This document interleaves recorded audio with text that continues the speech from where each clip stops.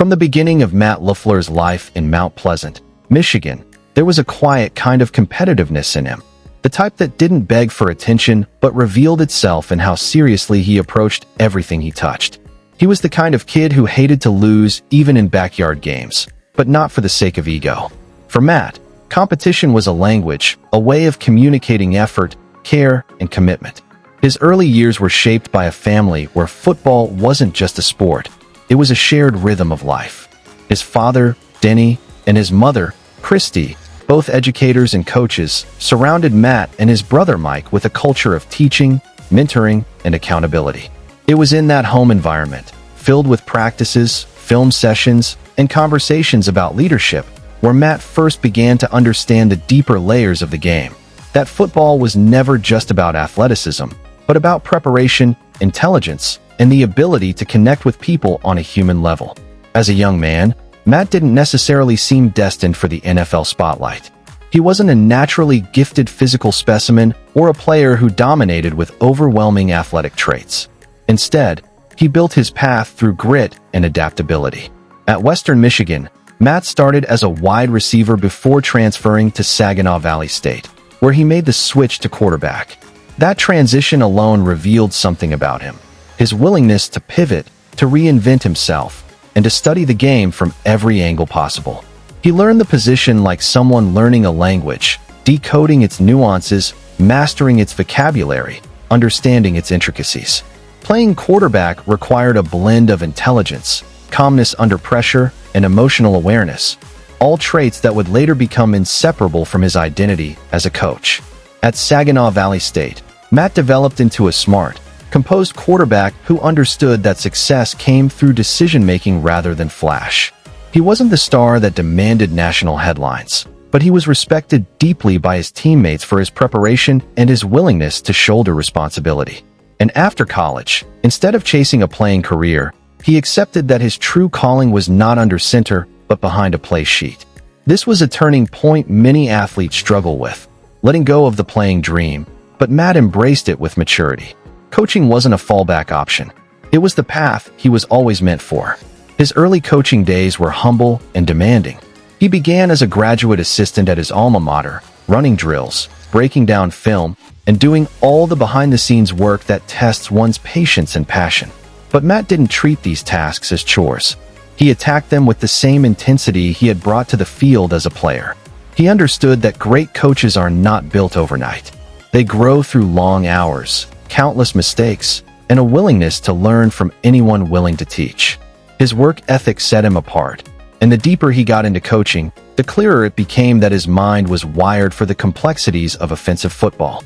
The turning point in Matt's coaching journey came when he crossed paths with some of the brightest offensive minds in the modern era, most notably Mike Shanahan, Kyle Shanahan, and Sean McVay. Under the Shanahan umbrella, Matt was introduced to a system that valued precision, timing, and creativity. The Shanahan tree is more than just a coaching lineage. It's a philosophy built on discipline, detail, and the idea that offense is a chess match requiring constant innovation. Matt absorbed everything. He learned how to engineer passing concepts that complemented the run game, how to manipulate defensive tendencies, how to design an offense that attacked space and created mismatches. He also learned how to communicate with quarterbacks, how to teach progressions, and how to build trust with players through clarity and consistency. In Washington, Matt worked with a young quarterback room that would eventually include Kirk Cousins and Robert Griffin III. Many outsiders didn't realize it then, but this period was foundational. Coaches don't become elite by working only with perfect circumstances. They evolve by navigating challenges, adjusting to different personalities, and learning how to build systems that fit the players they have, not the ones they wish they had. Matt's ability to adapt, to tailor his teaching to each quarterback, to simplify concepts without dumbing them down, earned him respect within the building. Even then, before he became a household name, people saw the spark of something special. He continued rising through the coaching ranks, making pivotal stops that all increased his depth of experience. At Notre Dame, he worked with Everett Galson and Tommy Rees as the quarterback's coach, sharpening his understanding of high-pressure environments in college football. Returning to the NFL, he took on the quarterback's coach role for the Atlanta Falcons, where he helped guide Matt Ryan to one of the best seasons of his career, culminating in an MVP award and a Super Bowl appearance. That 2016 Falcons offense, led by Kyle Shanahan, remains one of the most efficient and explosive units in NFL history.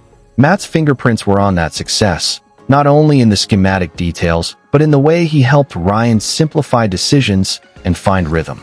For Matt LaFleur, this period reinforced the idea that excellence is built through trust and communication as much as through design. His next big leap came when he became the offensive coordinator for the Los Angeles Rams under Sean McVay, another architect of modern offensive football. Working alongside McVay, Matt further refined his philosophy, blending McVay's emphasis on tempo and pre-snap motion with the foundational principles he had learned under the Shanahans. When the opportunity arose to become the offensive coordinator for the Tennessee Titans, Matt embraced the challenge, calling plays full-time and proving he could control an offense on his own terms. His time in Tennessee wasn't defined by gaudy statistical dominance, but it served a much more important purpose. It allowed Matt to develop his identity as a play caller, learning when to be aggressive, when to lean on the run, and how to adjust mid-game with confidence.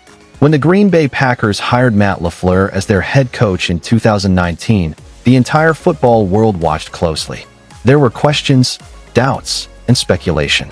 Could a young coach from the Shanahan-McVay tree handle one of the NFL's most iconic franchises? Could he mesh with Aaron Rodgers, one of the most talented and strong-willed quarterbacks in football history? Could he restore consistency to a team caught between eras? The answers came swiftly and emphatically. In his first season, Matt led the Packers to a 13-3 record, the first of 3 straight 13-win seasons, a feat no coach in NFL history had ever accomplished to begin a career. The offensive system he installed brought balance, efficiency, and creativity back to Green Bay. He helped unlock a new chapter of Aaron Rodgers' career, guiding him to back-to-back MVP seasons and rejuvenating an offense that had grown predictable before his arrival. Rodgers consistently credited Matt's system, communication, and clarity for helping him play some of the best football of his life deep into his 30s. But Matt's leadership went far beyond the X's and O's. What made him stand out immediately was his ability to build relationships, real ones, built on empathy, respect, and trust. He listened to his players. He respected their voices. He challenged them without diminishing them. The Packers' locker room, once strained by internal tension, became unified under his leadership. Players spoke openly about the culture shift, about how Matt's humility and emotional intelligence created an environment where athletes felt heard, valued, and motivated. Behind the scenes, Matt remained grounded by the steady support of his wife, Brianne, and their 2 children. His family has always been his anchor, a source of stability through the relentless demands of NFL life. Those who know Matt personally often say that who he is as a father and husband mirrors who he is as a coach. Patient, present, attentive, and committed. He brings that same care to his players, treating them not as commodities, but as people whose lives extend far beyond football. His tenure in Green Bay has been defined not only by wins, but by resilience. Matt has navigated roster changes, injuries, media pressure, and the monumental transition from Aaron Rodgers to Jordan Love, a moment many believed would unravel the team. Yet Matt handled the transition with remarkable steadiness. He supported Jordan Love, believed in him, and built an offense that played to his strengths. As a result, Love blossomed, showing the poise, confidence, and improvement that revealed Matt's gift for quarterback development was not tied to one player, but rooted in his coaching DNA. The beauty of Matt LaFleur's coaching style lies in its adaptability.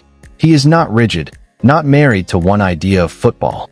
Every season, every opponent, every roster composition requires adjustments, and Matt embraces that challenge with openness. He blends analytics with instinct, structure with creativity, discipline with harmony. His teams play fast, play smart, and play together. That is his signature. That is his identity. Over time, Matt has become more than just one of the winningest young coaches in NFL history. He has become a model for the modern head coach, someone who understands that football in today's era requires more than inspiration or intimidation. It requires emotional connection. It requires strategic evolution. It requires the ability to build trust in a world where expectations and pressure can crush even the strongest personalities. Matt's calmness, his humility, and his teacher's heart have allowed him to thrive in a job that demands constant composure.